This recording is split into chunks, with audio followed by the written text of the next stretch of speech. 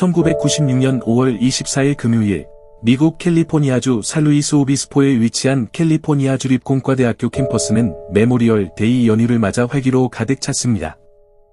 학생들 사이에는 키 1.85m의 늘씬한 체격과 밝은 성격, 그리고 모험심 넘치는 영혼으로 잘 알려진 19세의 크리스틴 스마트도 있었습니다. 이날 밤은 즐거움과 여유를 약속하는 듯했지만 결국에는 어두운 미스터리로 변하고 말았습니다. 크리스틴은 룸메이트와의 관계가 소원했기에 옆방에 사는 친구 마가리타 캄포스와 함께 시간을 보내기로 했습니다. 두 사람은 캠퍼스에서 열린 파티에 참석했지만 활기가 없는 분위기에 실망하게 되었습니다. 크리스틴은 더 흥미로운 장소를 찾아보자고 제안했고 결국 그들은 켄달 웨이에 위치한 한 집으로 향했습니다. 하지만 내성적이고 지친 마가리타는 기숙사로 돌아가기로 했고 크리스틴에게 자신의 열쇠를 맡겨 나중에 들어올 수 있도록 했습니다. 새벽 2시쯤 크리스틴은 인근 집 잔디밭에 혼란스러운 상태로 쓰러져 있는 모습이 팀 데이비스와 셰릴 앤더슨이라는 두 학생에게 발견되었습니다. 걱정이 된 두 사람은 그녀를 일으켜 세우고 안전하게 기숙사로 데려가려고 했습니다. 이때 같은 파티에 참석했던 학생인 폴 플로레스가 그녀를 집까지 데려다주겠다고 나섰습니다. 팀과 셰릴은 그의 제안을 마지못해 받아들였고 폴은 그날 밤 크리스틴과 마지막으로 함께 있는 모습을 본 사람이 되었습니다. 다음 날 아침 마가리타는 열쇠를 돌려주기 위해 크리스틴을 기다렸지만 그녀는 나타나지 않았습니다. 이상하게 여긴 마가리타는 크리스틴의 방으로 가보았고 모든 것이 정리되어 있는 것을 발견했습니다. 지갑, 신분증, 돈은 그대로 있었습니다. 처음에는 크리스틴이 다른 곳에서 밤을 보냈을 것이라고 생각했지만 시간이 지날수록 그녀의 침묵은 점점 더 불안감을 키웠습니다. 이는 결국 한 지역사회를 뒤흔들 미스터리의 시작을 알리는 신호였습니다. 크리스틴의 룸메이트가 돌아온 뒤에도 그녀가 돌아오지 않았다는 사실이 확인되었고 캠퍼스 경찰에 실종 신고가 접수되었습니다. 그러나 경찰은 처음에 이 상황을 심각하게 받아들이지 않고 크리스틴이 스스로 여행을 떠난 것일 수 있다고 추측했습니다. 하지만 크리스틴은 돈도 신분증도 가져가지 않았으며 가족에게 어떤 계획도 알리지 않았다는 점이 완전히 간과된 추측이었습니다. 한편 스마트 가족은 크리스틴의 비정상적인 침묵을 점점 더 심각하게 받아들이기 시작했습니다. 5월 26일 일요일 크리스틴의 부모인 데니스와 스탠 스마트는 크리스틴의 동생 런지와 마세 수영대회로 바쁜 하루를 보냈습니다. 이날의 일정이 너무 분주해서 처음에는 딸의 평소 전화가 없었다는 사실을 눈치채지 못했습니다. 그러나 실종 소식을 듣게 되자 그들은 깊은 절망에 빠졌습니다. 항상 세심하고 의사소통이 원활했던 크리스틴이 흔적도 없이 사라졌다는 것은 상상조차 할 수 없는 일이었습니다. 지역사회는 신속히 하나로 뭉쳐 크리스틴을 지원하고자 했습니다. 연령을 불문한 자원봉사자들이 실종된 그녀를 찾기 위해 힘을 합쳤으며 수색경과 지상 레이더 등 전문 장비가 동원되었습니다.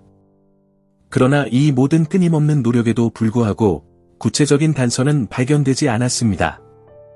스마트 가족에게는 초기 수사 단계에서 당국이 사건의 심각성을 간과한 점이 또 다른 충격으로 다가왔습니다. 실종 직후에 몇 시간이 낭비되면서 그로 인해 미스터리와 불안은 더욱 깊어졌습니다. 크리스틴 스마트 사건은 실종 후 며칠 사이 더욱 심각한 국면으로 접어들었습니다. 스마트 가족이 절망 속에서 고통받는 동안 당국의 대응은 지연과 부주의로 점철되어 사건 초기부터 수사를 어렵게 만들었습니다. 캠퍼스의 안전을 책임지는 대학 경찰은 사건과 관련된 물리적 증거를 보존하기 위한 즉각적인 조치를 취하지 않았습니다. 크리스틴과 마지막으로 함께 있던 폴 플로레스의 방과 같은 중요한 장소들은 사건 발생 후 며칠이 지나서야 조사되었습니다. 그 사이 대학의 청소 직원들이 해당 장소를 여러 차례 청소하면서 크리스틴과 관련된 어떠한 단서도 사라졌습니다. 폴 플로레스는 사건 초기부터 수사관들의 관심을 끌었습니다. 실종 후 며칠이 지나서야 그와의 첫 신문이 이루어졌고 그 과정에서 수사관들은 그의 얼굴에 난 멍을 발견했습니다. 폴은 처음에는 농구를 하다 다쳤다고 주장했지만 이후 신문에서는 트럭을 수리하다 머리를 부딪혀 생긴 상처라고 말을 바꿨습니다. 그의 모순된 진술과 캠퍼스 내에서 그가 갖고 있던 불량한 평판은 의심을 더욱 키웠습니다. 학생들은 종종 그를 경멸적인 별명으로 불렀으며 이는 그의 부적절한 행동에 대한 우려를 반영한 것이었습니다. 크리스틴을 찾기 위한 수색은 계속되었고 수색견과 지상 레이더, 자원봉사자들이 동원되었습니다. 그러나 구체적인 증거는 여전히 발견되지 않았습니다. 그럼에도 불구하고 폴 플로렌스의 어머니 집에 새들어 살던 한 거주자가 크리스틴의 것으로 보이는 귀걸이를 발견하면서 새로운 단서가 포착되었습니다. 그러나 이 귀걸이는 공식적으로 증거로 채택되지 않았고 결국 분실되고 말았습니다. 이는 이미 실수로 점철된 수사에 또 하나의 치명적인 오류로 기록되었습니다. 한편 폴 플로레스는 여전히 크리스틴의 실종과의 관련성을 부인했습니다. 그는 크리스틴을 기숙사 근처까지 데려다준 후 헤어졌다고 주장했습니다. 그러나 그는 신문 도중 거짓말 탐지기 검사를 거부하며 부모의 허락이 필요하다고 주장했습니다.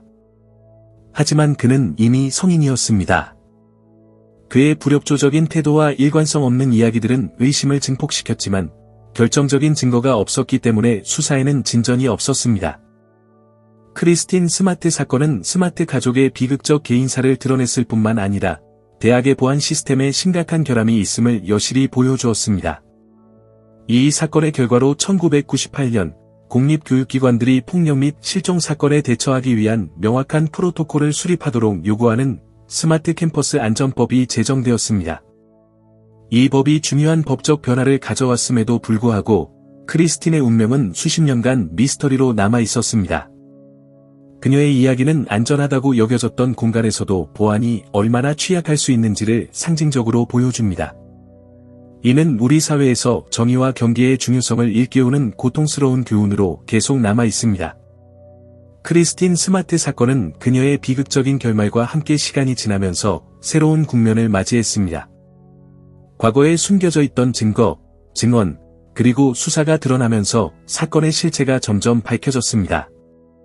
2002년 5월 25일, 실종된 지 정확히 6년 만에 크리스틴은 부모님의 요청에 따라 법적으로 사망 선고를 받았습니다.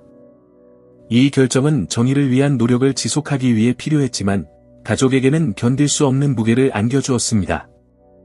그들은 여전히 답을 찾고 사건의 종결을 간절히 바라고 있었습니다. 그 후 몇 년은 법적 투쟁과 새로운 수사로 점철되었습니다.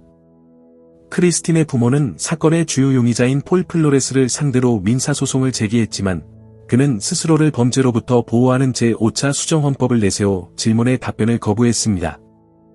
결국 증거 부족으로 소송은 기각되었습니다. 이에 더해 폴의 가족은 스마트 가족을 상대로 감정적 학대 혐의로 맞소송을 제기해 주의를 분산시키고 가족의 고통을 가중시키려 했습니다. 수사는 계속되었지만 진전은 느리고 답답했습니다. 2016년 산루이스 오비스포 캘리포니아 주립공과대학교 캠퍼스의 특정 구역에서 이루어진 발굴 작업에서 사건과 관련이 있을 가능성이 있는 물건들이 발견되었지만 크리스틴과의 직접적인 연결고리는 밝혀지지 않았습니다.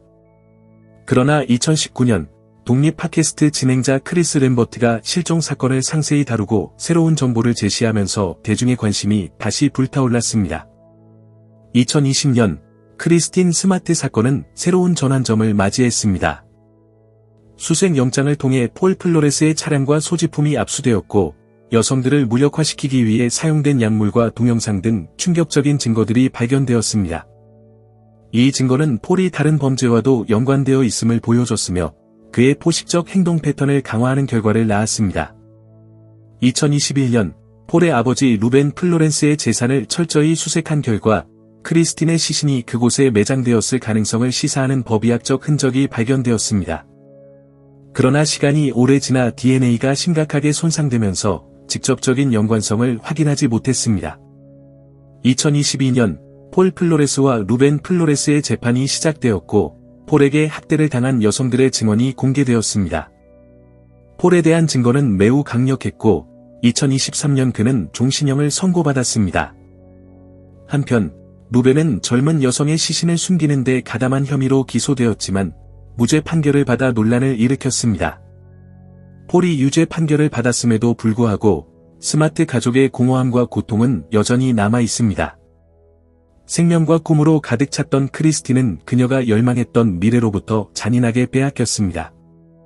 그녀가 사랑했던 바다 근처의 추모 장소에는 정성스럽게 놓인 조개 껍데기와 그녀가 쓴 시구절이 그녀의 생명에 대한 열정과 자연과의 깊은 연결을 증언하고 있습니다.